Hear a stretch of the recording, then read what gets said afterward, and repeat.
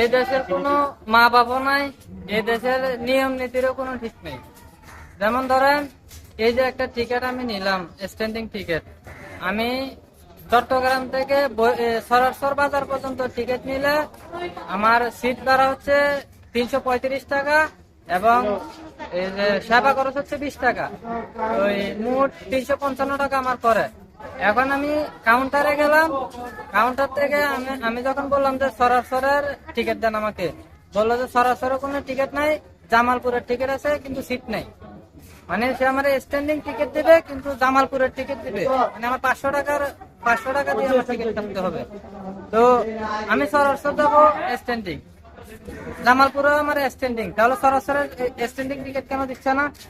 তারপরে আমি কাউন্টার থেকে বাইরে দেখলাম একজন হাতে একটা মিটার নিয়ে, যে মোবাইল কোড বলা হয় আর কি, হাতে একটা মিটার নিয়ে টিকিট বিক্রি করতেছে 360 টাকা করে এক পিস। মানে সরাসরি আমি গেলাম যে সরাসরি কত, 360 টাকা। আমি বললাম আচ্ছা টিকিট দেন আমার। এমনি চিন্তা করলাম সিট ভাড়া হচ্ছে 355 টাকা, আমার থেকে আচ্ছা 5 টাকা বেশি নিছে, মানে সিট ছাড়া স্ট্যান্ডিং আমার থেকে আরো 5 টাকা বেশি নিছে। তো আমি জিজ্ঞেস করলাম, এই এখানে দেওয়া আছে যে চট্টগ্রাম থেকে ভৈরব বাজার, চট্টগ্রাম থেকে ভৈরব বাজার।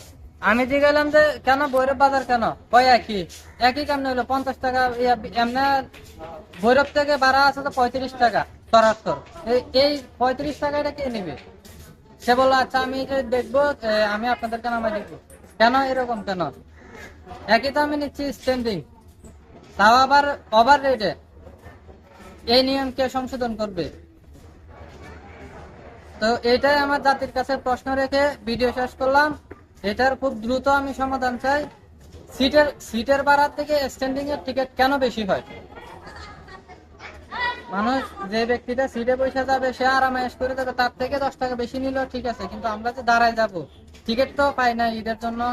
আচ্ছা, যা হয়েছে দরবেশ বাবারা বইয়া রয়েছে টিকিটের জন্য, দরবেশ বাবারা খাই ফেলছে, ওইটা আমাদের দেখার কিছু না, কিন্তু স্ট্যান্ডিং এর দাম কেন বেশি নেবে? এই প্রশ্ন রেখে আমি বিদায় নিচ্ছি। সবাই ভালো থাকবেন, সুস্থ থাকবেন। আল্লাহ হাফেজ।